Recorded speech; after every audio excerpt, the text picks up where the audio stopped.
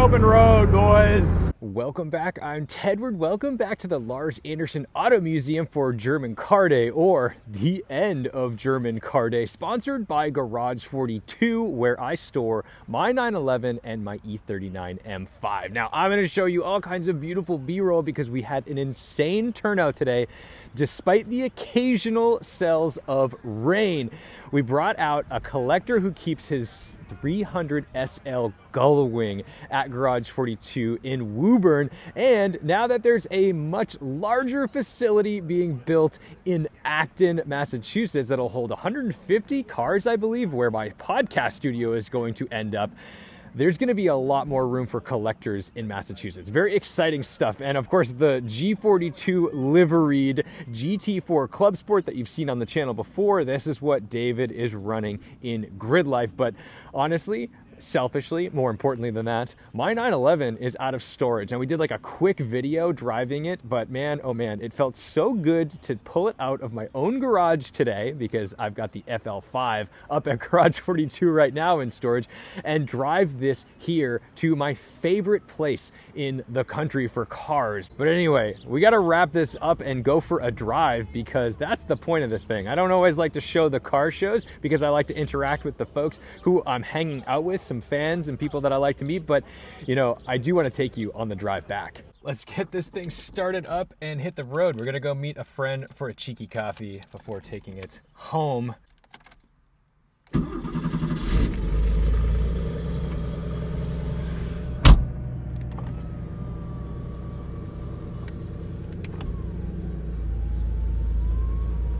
Door closes like a bank vault, as it should.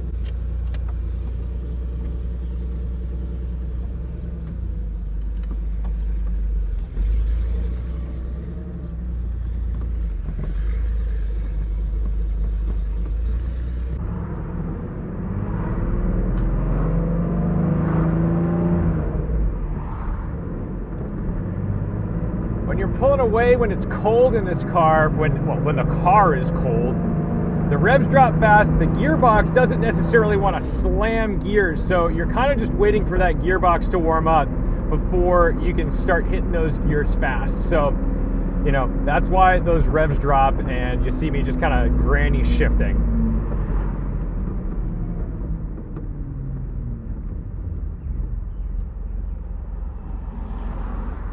This is a stupid and dangerous intersection. You have the right of way. What are you doing? Oh my goodness. So fast forward a couple days, because yeah, sure, we went for a drive after German Car Day, but man, oh man. I love that day, but I've been pretty edgy lately. I don't know what it is. I go through these moods once in a while where, like, you know, work is fine, life is fine, but I just feel like unsatisfied, on edge, anxious. Everybody's got their little anxiety and all that stuff, but yeah, sometimes it just drives me nuts. I get this little eye twitch, I'm telling you way too much. And it gets to a point where, like, you know, I'm driving my 911 this morning to Bond Group to go drive a GT2 RS. And even that wasn't like enough to make me feel like, oh, what a great day, it's beautiful out. But during the drive, during the 2RS drive, I feel like it happened. It hit me. I started to really appreciate where I was and what I was doing, and it felt amazing. I need more of that.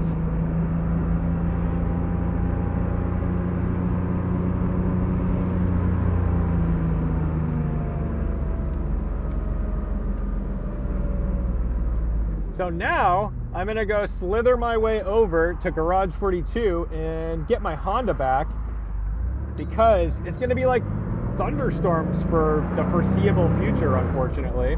And you know, that's not the life I'm trying to lead my 911. It won't melt in the rain. I drove it in the rain the other day, it's fine, but our 888Rs are not the move. Part of classic car ownership, in my opinion, is limiting exposure.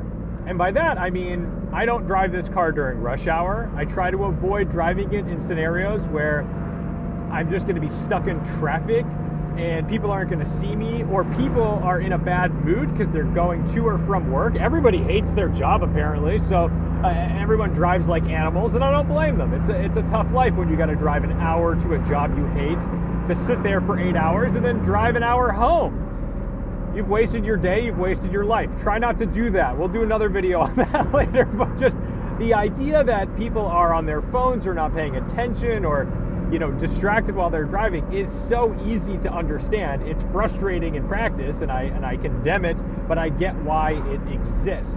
And I don't want to get in an accident in this car because it's a sardine can. Now, I was in a Ferrari 250 TRC the other day, and you want to talk about sardine cans, that is really a sardine can. I just saw that woman in that S-Class holding a phone to her ear. That car probably has the best Bluetooth audio in the world in a car, and yet she's elected to hold her phone there. What a wild world we live in. These plates have been here for 4 years. This is absurd. Sometimes the roads out here, I'm not gonna, you know what? This is why I'm stressed out. This is why I'm like angry all the time. It's because I'm like, why is all of this insanity not just getting fixed? But here's what you can do. You can take steps to relax. For example, Garage 42 makes my life a lot easier. This guy doesn't. Oh my God, what are you doing? Serenity now. But, you know, I take steps to keep myself in check. I go running. I run usually 20 miles a week. So that equates to like 4 to 6 mile runs during the week for me, which is great. Keeps me in shape, keeps my head sane. But I gotta do more. I gotta do like weekend trips. I gotta get away. I gotta feel like I'm experiencing life in new ways and not just kind of sitting here. My goodness, take your time. And as much as I love my 911, sometimes if you're on edge, you're having an edgy day, maybe you're hungry or just irritated, driving this car on a crummy road really sends the irritability to the top of the food chain. Like, oh my goodness. When you hit enough bumps in this car, sometimes you're like, okay, that's enough. We're calling it. We gotta just stop. Go get the Honda or the BMW.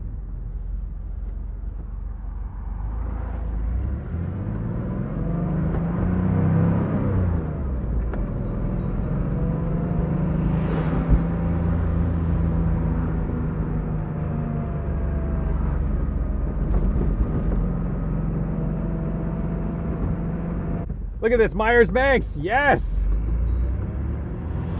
That guy, no one could look more like a dune buggy guy. I love him.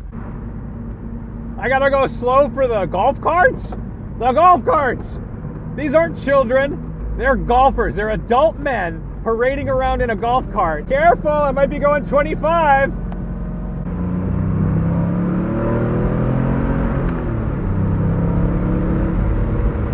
We need more open road, boys. We need more open road. It's frustrating because I would love to live in a place where it's desolate and all I have is open farm roads and nothing to worry about. No police, no children, no dogs, whatever. I mean, I like dogs. I want a dog, but I don't want them in the roads, you know, chasing tennis balls. But then there's no work. It's like you got to be you've got to be born rich if you want to live in places like that. How do you do that? Where do you want to live? What's your ideal setting? Because like I know it's cool and cosmopolitan to be in the city. Have your GT3 RS sitting in the garage under the building, all that good stuff. But where do you drive it?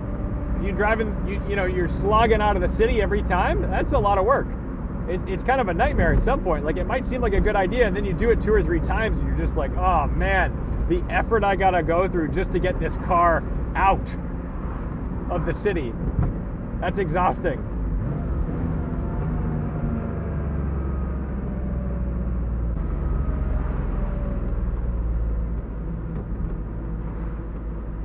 I probably should have let her go because the look on her face screamed unintended acceleration. I feel like I'm about to get monster trucked by a Subaru Forester. That guy's just lighting up a blunt in the car. I mean, please don't drive high. What are we doing? you know, every time I see a PSA that's like, don't drive drunk. And by the way, I see drunk drivers constantly. People drive drunk all the time. At least I kind of hope they're drunk, because if their driving is that poor with their faculties in check, like, that's really bad. But what possesses people to get behind the wheel intoxicated? And like, I'm talking to you if you drive high all the time, because you suck at driving when you're high. It's very annoying. And it's dangerous. I mean, yes, it's annoying, but it's dangerous.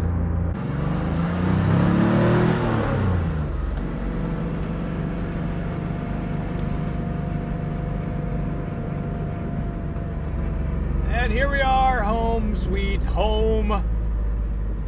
Garage 42. We'll go swap cars. Thank you guys so much for watching, liking, commenting, and subscribing. Don't forget to respect the drive. And I'll see you in the next one.